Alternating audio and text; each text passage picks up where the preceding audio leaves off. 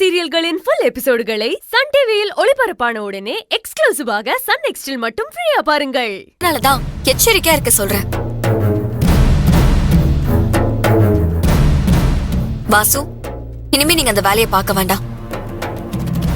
ஹோட்டலுக்கு தேவையான சாமான வாங்குறதுல ஹெல்ப் பண்ணா மட்டும் போதும். சமையல வேலு பார்த்து பாரு, புரிஞ்சுதா? மயிலு, இனி வாசு கிச்சன்ல எந்த வேலையும் செய்யாம பாத்துக்க வேண்டியது உன்னோட பொறுப்பு. சரி செல்வி, இனி நான் பாத்துக்கிறேன்.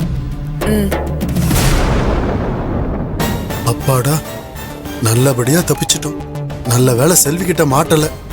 இப்ப அந்த கீர்த்தி அம்மா கேட்டா என்ன சொல்லி சமாளிக்கிறது?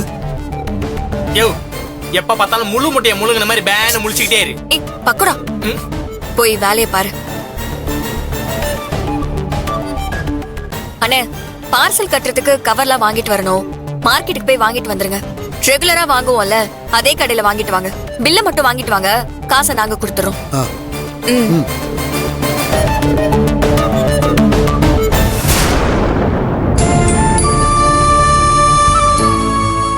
நல்ல வேலைங்க, நீங்க இருந்ததுனால இன்னைக்கு சாப்பாட்டுல உப்பு புளி காரம்லாம் போடாம பாத்துக்கிட்டீங்க.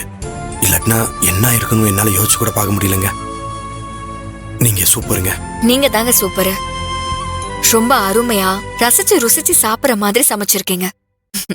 உண்மையாலே நீங்க தான் கிரேட். நீங்க இல்லனா இந்த ஹோட்டலை நடத்துறதே கஷ்டம். அதனால மத்தவங்கள நம்புறதை விட்டுட்டு உங்களோட திறமை மேல நம்பிக்கை வைங்க.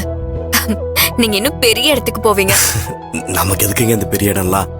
எனக்கு இந்த ஹோட்டல் கிச்சனே போதும். அதுதான் எனக்கு ரொம்ப பிடிச்ச இடம். கரெக்ட் தாங்க. ஆனா கிச்சனை தாண்டி எல்லாரும் என்ன பண்றாங்கன்றத பாக்கணும்ல. இல்லனா தெரியாம மத்தவங்க பண்ற தப்புக்கு நமக்கு பெரிய பிரச்சனை ஆயிரும்.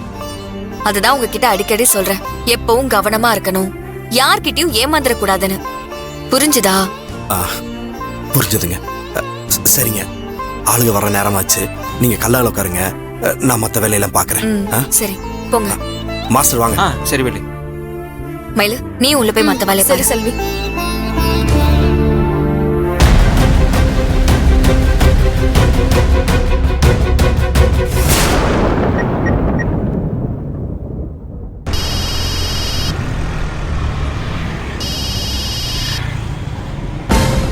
ஐயோ, கீர்த்தி தான் கூப்பிடுறாங்க. என்ன சொல்லி சமாளிக்கிறதுன்னு தெரியலையே. ஹலோ அம்மா. ஏய், என்னையாச்சு உனக்கு? போன் எடுக்கிறதுக்கு எதுக்கு இவ்ளோ நேரம்? அங்க சப்ளை எல்லாம் ஆரம்பிச்சாச்சா? என்கிட்ட இன்னும் நீ ஏன் சந்தோஷமான விஷயத்த சொல்லாம இருக்க? மன்னிச்சிருங்கம்மா, ஒரு தப்பு நடந்து போச்சு. என்ன சொல்ற? என்ன தப்பு நடந்துச்சு? நான் சொன்ன மாதிரி எல்லாம் பண்ணியா இல்லையா? வாசு,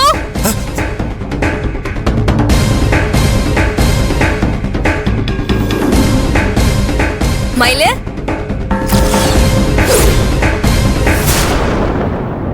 கடைசி நேரத்துல நான் கலக்க போறப்போ அந்த மயிலு வந்து காரியத்தையே கெடுத்துட்டான். செல்வி எல்லாத்தையும் கண்குத்தி பாம்பா பாக்குறாங்க. அதனாலதான் கடைசி நேரத்துல சொதப்பிடுச்சு. முட்டாள் முட்டாள் முட்டாள்! இப்படி ஒரு நல்ல வாய்ப்பை சொதப்பிட்டு வந்திருக்க. உன்னை யார் அந்த மயில் கிட்ட கொடுக்க சொன்னா? இவ்ளோ பெரிய விஷயத்த நீ அவளை நம்பி செய்யலாமா? நான் மட்டும் அங்க நேர்ல இருந்தேன், நீ பண்ண காரியத்துக்கு உன்னை அப்படியே கொன்னு போட்டிருப்பேன். அம்மா, அது இல்லம்மா, அந்த செல்வி ரொம்ப உஷாரா இருக்காங்க. அவங்களுக்கு தெரியாம எந்த வேலையுமே செய்ய முடியல. ரொம்ப கஷ்டமா இருக்கு. இத சொல்ல உனக்கு வெக்கமா இல்ல? உன்னை நம்பி ஒரு காரியத்தை கொடுத்தா என்ன சொல்லணும்? எப்ப பாரு ஏதாவது ஒரு காரணத்தை சொல்லிக்கிட்டு. இல்லம்மா, உண்மையாவே காரியத்தை கச்சிதமா முடிக்கதான் சமயம் பார்த்துக்கிட்டு இருக்கேன். ஆனா அந்த செல்வி தான் வேற வேற வேலைங்களை எனக்கு கொடுத்து வெளியே அனுப்பிச்சுக்கிட்டே இருக்காங்க. அம்மா, அந்த காரியத்தை உண்மையா இன்னைக்கு முடிச்சிருவேன்.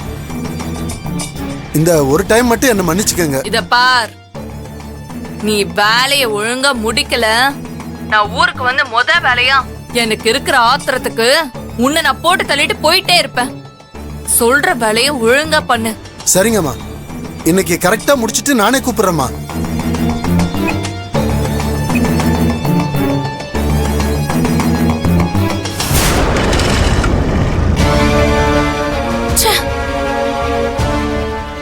எல்லாம் நடந்து முடிஞ்சிருக்கோன்னு நான் கனவு கண்டா இந்த வாசு இப்படி சொதப்பி வச்சிருக்கானே. இவனை வச்சு ஒரு காரியமும் சாதிக்க முடியாது. எதுக்கும் நம்ம வேற ஒரு பிளான ஒர்க் அவுட் பண்ணணும். இல்ல இந்த செல்வி இந்த சவால ஜெயிச்சு நம்மள வேலைக்காரியாவே வச்சாலும் வச்சிருவா.